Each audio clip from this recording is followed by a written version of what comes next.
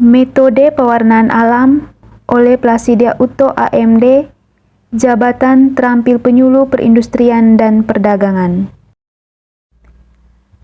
Kabupaten Sika adalah salah satu kabupaten yang terletak di Provinsi Nusa Tenggara Timur, Indonesia, yang memiliki 21 kecamatan.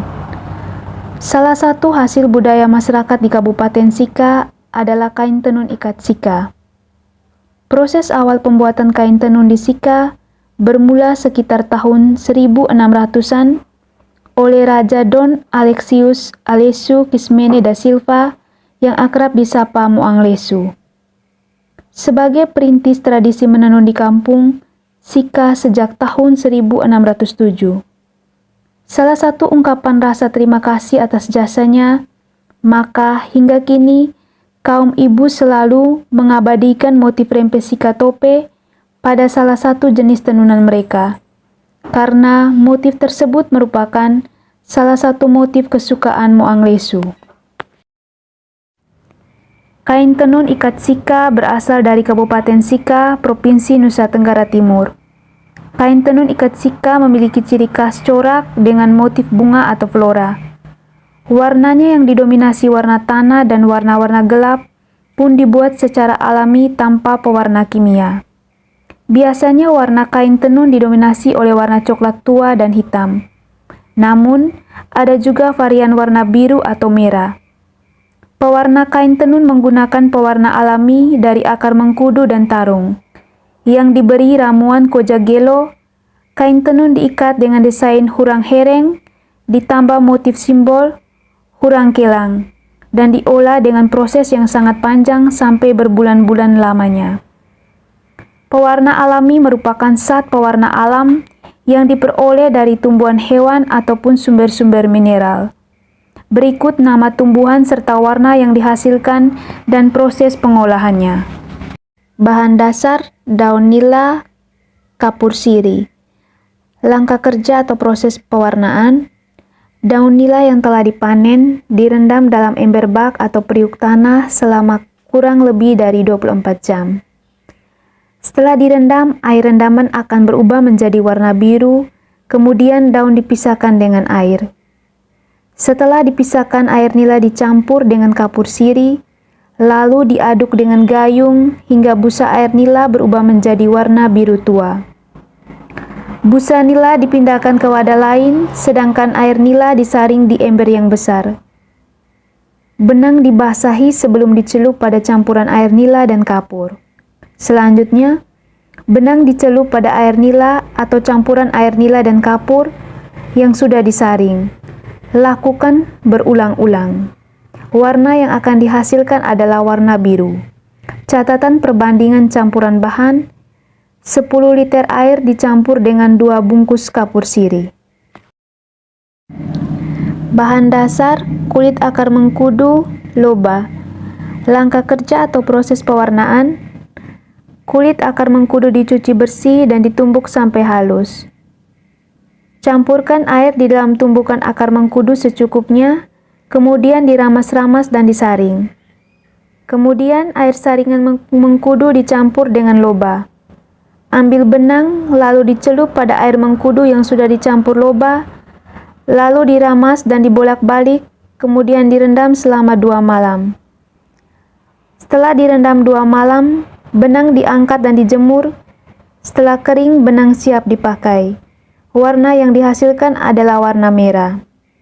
Catatan perbandingan: untuk 5 poeng benang, 1 kg akar mengkudu dicampur dengan loba 2 sendok, dan air 2 liter.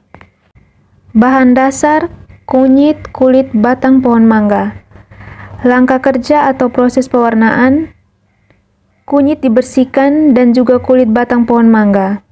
Lalu kedua bahan ini dicampur dan ditumbuk halus. Kemudian masukkan air ke dalam tumbukan yang sudah halus dan diramas-ramas, kemudian disaring. Masukkan benang yang sudah dibasahi ke dalam air saringan dan diramas. Setelah itu direndam selama 2 jam lalu dimasak hingga mendidih. Lalu angkat dan jemur di tempat yang teduh sampai kering. Benang siap dipakai. Warna yang dihasilkan adalah warna kuning. Catatan perbandingan campuran bahan untuk 10 poeng benang, setengah kilogram kunyit dan 2 potong kulit pohon mangga. Bahan dasar: kunyit, kulit, batang pohon mangga. Langkah kerja atau proses pewarnaan: kunyit dibersihkan dan juga kulit batang pohon mangga. Lalu kedua bahan ini dicampur dan ditumbuk halus. Kemudian, masukkan air ke dalam tumbukan yang sudah halus dan diramas-ramas, kemudian disaring. Masukkan benang yang sudah dibasahi ke dalam air saringan dan diramas. Setelah itu direndam selama 2 jam lalu dimasak hingga mendidih. Lalu angkat dan jemur di tempat yang teduh sampai kering. Benang siap dipakai. Warna yang dihasilkan adalah warna kuning. Catatan perbandingan campuran bahan untuk 10 poeng benang, setengah kilogram kunyit dan 2 potong kulit pohon mangga. Bahan dasar: kulit pohon mahoni atau serbuk, kulit pohon en, dan loba. Langkah kerja atau proses pewarnaan: kedua kulit pohon ini dimasak lalu dibiarkan hingga dingin. Lalu disaring airnya dan dicampur dengan loba. Kemudian masukkan benang hasil fermentasi, dan diramas-ramas hingga rata. Lakukan berulang kali hingga mencapai warna yang diinginkan. Warna yang didapat adalah warna coklat. Catatan perbandingan untuk 10 poeng benang, 1 kg kulit mahoni dan 1 kg kulit pohon en. Perminyakan benang. Bahan dasar: kemiri, daun talibao atau tanaman parasit, daun pepaya, dan kulit pohon dadap. Langkah kerja atau proses pembuatan: kemiri, daun talibao, kulit pohon dadap, dan daun pepaya ditumbuk bersama sampai halus. Lalu, masukkan air di dalam bahan yang sudah ditumbuk sambil diramas-ramas, kemudian disaring. Ambil benang 5 poen lalu diikat dan dibasahi dengan air hangat. Masukkan benang di dalam air saringan, lalu diramas-ramas perikat agar minyak dapat meresap rata di benang. Kemudian benang direndam kurang lebih 24 jam. Setelah itu benang dimasak dan direbus sampai mendidih. Lalu benang diangkat dan dijemur selama 3 minggu. Setelah kering, benang difermentasi atau disimpan di tempat yang aman kurang lebih 1 bulan baru bisa digunakan untuk pewarnaan. Catatan perbandingan untuk 1 bantal benang, 1 kg kemiri, 2 genggam daun talibao, 1 lembar daun pepaya yang agak tua, dan 2 potong kulit dadap yang ukurnya 30 cm. Keuntungan menggunakan zat pewarna alam: pertama, ramah lingkungan dan aman untuk kesehatan. Yang kedua, secara internasional diakui bernilai ekspor tinggi. Yang ketiga, ekonomis dan murah. Yang keempat, peningkatan budaya lokal, pemanfaatan sumber daya industri, rumah tangga skala kecil. Kelima, penggunaan secara langsung. Keenam, ragam kombinasi warna terbatas tetapi bisa dimodifikasi. Ketujuh, ketahanan luntur lemah tetapi bisa dihambat dengan perlakuan-perlakuan tertentu. Kedelapan, aroma khas tumbuhan yang bersangkutan.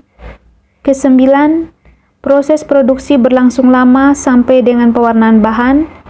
Kesepuluh, intensitas warna yang nampak soft. Dampak jika tidak ditingkatkan penggunaan metode pewarnaan alam: akan hilangnya warisan leluhur yang memiliki nilai estetika yang tinggi untuk generasi penerus. Kain tenun pewarnaan alam akan langka. Lingkungan akan tercemar karena penggunaan metode pewarnaan kimia, berbahaya bagi kesehatan manusia. Berikut akan ditampilkan daftar zat warna alam untuk tenun ikat, jenis zat warna alam, warna yang dihasilkan, kemudian tumbuh-tumbuhan penghasil warna alam, nama lokal tanaman, bagian yang digunakan, dan warna yang dihasilkan, seperti yang tertera pada tabel-tabel berikut ini.